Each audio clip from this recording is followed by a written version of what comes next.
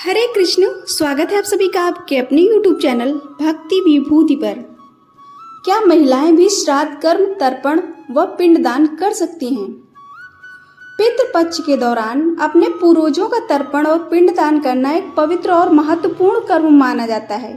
हिंदू धर्म में यह कार्य पारंपरिक रूप से पुरुष सदस्यों द्वारा किया जाता है, लेकिन आधुनिक समय में यह सवाल अक्सर उठता है कि क्या महिलाएं भी अपने पितरों का तर्पण कर सकती हैं। इस विषय पर धार्मिक ग्रंथों और मान्यताओं में क्या कहा गया है, आइए जानते हैं। सनातन धर्म के लोगों के लिए पितृपक्ष के हर एक दिन का खास महत्व है। इस दौरान पितरों और पूर्वजों की आत्मा की शांति के लिए तर्पण किया जाता है। धार्मिक मान्यता के अनुसार पितृपक्ष में तर्पण और श्राद्ध करने से पितर प्रसन्न होते हैं और परिवार के हर सदस्य पर अपना आशीर्वाद बनाकर रखते हैं। प्राचीन काल से ही पितृपक्ष के दौरान पितरों का तर्पण करने की परंपरा चलती आ रही है, जिसका उल्लेख कई ग्रंथों में भी मिलता है। आमतौर पर लोगों को आपने कहते सुना होगा कि श्राद्ध का अधिकार केवल पुरुषों को ही है, लेकिन ऐसा नहीं है। कुछ विशेष परिस्थितियों में महिलाएं भी श्राद्ध कर सकती हैं। धार्मिक ग्रंथ गरुड़ पुराण और वाल्मीकि रामायण इस बात की पुष्टि करते हैं कि महिलाएं भी श्राद्ध, तर्पण और पिंडदान जैसे धार्मिक अनुष्ठान कर सकती हैं। यह मान्यता है कि पितरों की आत्मा की शांति के लिए किया गया कोई भी कर्म शुद्ध मन और भक्ति से किया जाना चाहिए, और यह सिर्फ पुरुष ही नहीं, महिलाएं भी कर सकती हैं। आज हम आपको ये बताने जा रहे हैं कि सबसे पहले कौन से युग में किस देवी ने श्राद्ध किया था, जिसके बाद ये प्रथा चलती आ रही है। किसने किया था सबसे पहले श्राद्ध? वाल्मीकि रामायण के अनुसार त्रेता युग में राम जी को 14 वर्ष का वनवास हो गया था, जहां उनके साथ भाई लक्ष्मण और पत्नी सीता भी गए थे। पुत्रों के वियोग में राजा दशरथ की तबीयत दिन प्रतिदिन खराब होती जा रही थी, जिसके बाद एक दिन उनकी मृत्यु हो गई। ऐसे में प्रभु राम, माता सीता और लक्ष्मण जी ने वनवास के दौरान ही पितृपक्ष की पूजा करने का निर्णय किया।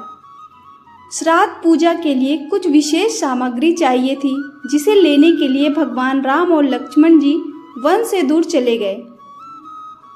कुछ देर इंतजार करने के बाद भी जब वे दोनों वापस नहीं आए तो पंडित जी ने माता सीता से कहा, श्राद्ध पूजा का समय निकल रहा है, यदि सही समय पर पूजा नहीं की गई तो अनर्थ हो सकता है। इसके आगे पंडित जी ने देवी को बताया कि पुत्र की अनुपस्थिति में पुत्रवधू भी अपने पिता का पिंडदान कर सकती है, जिसका अधिकार शास्त्रों में भी है। ऐसे में देवी सीता ने फल्गु नदी, केतकी फूल, गाय और वट वृक्ष को साक्षी मानकर बालू से पिंड बनाया और राजा दशरथ का पिंडदान किया। गरुड़ पुराण में बताई गई परिस्थितियाँ। गरुड़ पुराण में कुछ खास परिस्थितियों का वर्णन किया गया है, जिनमें महिलाएं भी श्राद्ध, कर्म, तर्पण व पिंडदान कर सकती हैं। पुरुष सदस्य की अनुपस्थिति। यदि किसी परिवार में श्राद्ध या तर्पण करने के लिए कोई पुरुष सदस्य मौजूद न हो तो घर की महिला यह कार्य कर सकती है। पुत्री का कर्तव्य। गरुड़ पुराण में स्पष्ट रूप से बताया गया है कि यदि किसी व्यक्ति का कोई पुत्र न हो तो उसकी पुत्री अपने पिता का श्राद्ध और तर्पण कर सकती है। अकेली महिला।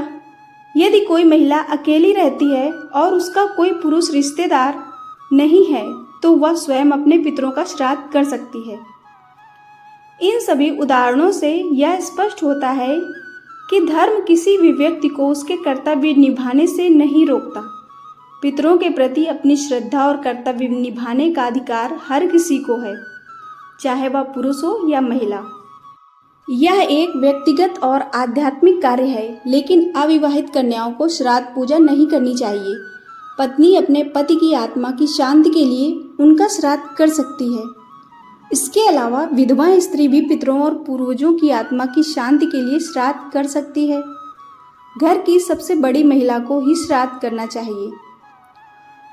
आपको यह जानकारी कैसी लगी, कृपया कमेंट करके अवश्य बताएं। जानकारी पसंद आई हो तो वीडियो को लाइक और शेयर करें। ऐसी और भी जानकारी और कहानियों के लिए चैनल को सब्सक्राइब करना ना भूलें। धन्यवाद।